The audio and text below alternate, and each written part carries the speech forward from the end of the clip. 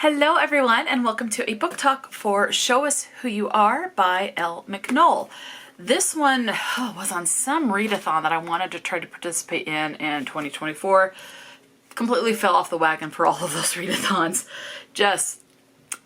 Life has been hard, so I've just kind of given up on those. This book takes place in London. Elle McNicoll, it is confirmed that she is autistic, and the main character that we are following is autistic, and so this is in own voices, and this is told in first person. For this one, we are following, what is her name? Cora. Her name is Cora. She has an older brother who works, Cora is autistic. She has an older brother who works for this company called Pomegranate, and what they do is they create these AI, artificial, intelligent type holograms of people. Whether they're actors or actresses, they could be people who are on their deathbed or people who have passed away, and they learn some information as far as how the person carried themselves, how they talked, specific phrases they would use, things like that.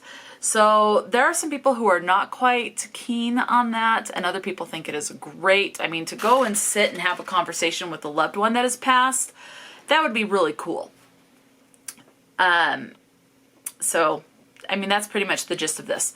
Cora ends up at this party where she meets Adrian, who does become a fast, good best friend. Both of which are neurotypical, or neurodivergent, excuse me. They are neurodivergent, not neurotypical. They are surrounded by neurotypicals. So they are neurodivergent. Cora is autistic. Her best friend, Adrian, has ADHD. So, neurodivergent. This is a middle grade. This is a science fiction contemporary sci-fi because it's a lot of this hologram stuff. You also follow as people from the Pomegranate Institute want to make a hologram of Cora because she is autistic, and she thinks that will help advance science and understanding of those that are on the spectrum. So her dad is very much dead set against it. Her brother kind of, I guess, I got the vibes that he would support her on that because it would help his job because he does work there. And Cora does make the decision of whether or not to do this for herself. And her best friend's dad pretty much is the CEO of the company. But Adrian is very much dead set against it, of Cora doing this. There is an issue that does happen that makes it so that Adrian is in a coma, and there's a lot of concern that he is actually going to pass away. So because of this situation, Cora does decide to do that. So she's being interviewed by these scientists so that they can make this hologram of her.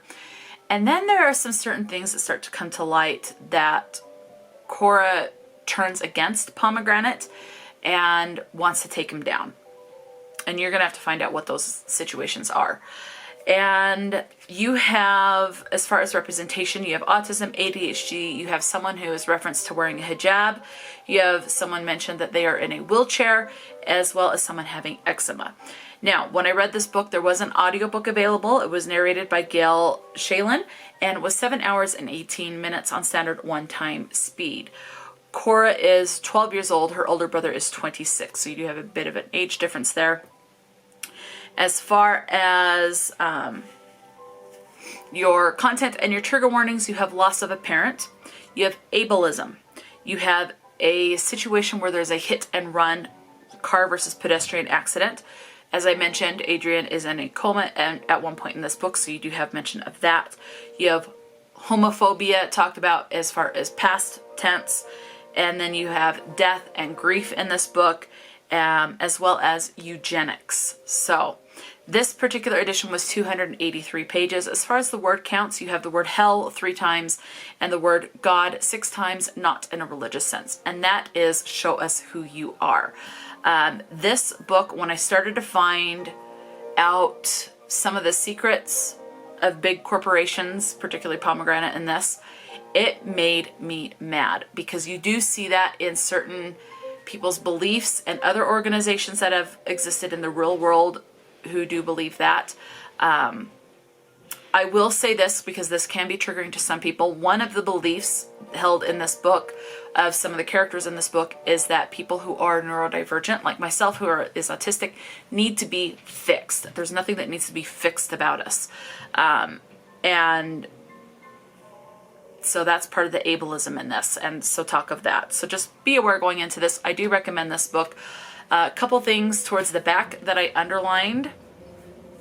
I'm not going to read them all, but some of them are, he didn't need a cure. Just love and support. It's the most uncomplicated thing in the world. And that part they're talking about Adrian with his ADHD. But that can be true for even myself with autism. Another thing I underlined was let them believe. Leave them as they are. Listen and learn. Love is accepting and celebrating something or someone for every natural fiber of them. The parts that they can't change. Those are the parts that need loving the most. I'm not unwell. I don't have an illness. I would never give up being autistic. It's woven into me. It touches every thought. It's not a disease or something that needs a cure. However you feel about who you are is okay. It's not for other people to decide your worth or how much space you take up. It's not for them to dictate who this world is for. It's for all of us. What would you say to parents who do want to change their children? Someone asks. I would say it's not your place. Sorry, it's not your body, it's not your mind. Children are not extensions of their parents, they are their own people. Loved that. The last thing I'll tell you that I underlined is she's talking about being autistic and on an autism spectrum. And someone says the spectrum, as in, like, what is that? And she says, as in a broad selection of different things, all smart, all unique, all brilliant, all worth knowing. This was very powerful. Highly, highly, highly recommend, especially if you want someone to understand how some people are very much against people that are different and how being different is okay and it can actually be a very good thing. So I do highly recommend. I think a lot of middle graders should read this, in my personal opinion. So yeah, let me know if you've read this or anything else by Elle McNicoll. I've read 2 books from this author this month. Both have been fabulous and I highly recommend both. This particular one, the other one I read takes place in Scotland, this one in London. Again, 283 pages for this book. Now, let's read about the author that's at the back. So Elle McNicoll is a best-selling and award-winning novelist. Her debut, A Kind of Spark, was adapted into a TV show for BYU TV. Oh, I didn't know that. I'm going to have to look at that. Okay, I'm going to have to look into that. It was also a Schneider Family Book Award honor title, a Blue Peter Book Awards Best Story winner, and overall winner of the Waterstones Children's Book Prize and Blackwell's Book of the Year. She is also the author of Show Us Who You Are. That's this one. Let's see. Which was a CILIP Carnegie Medal nominee, a Blackwell's Book of the Month title, and one of the Booksellers' Best Books of the Year, and the fantasy novel Like a Charm. She is an advocate for better representation of neurodiversity in publishing and currently lives in East London. So that is Show Us Who You Are. Let me know if you've read this or anything else by this author.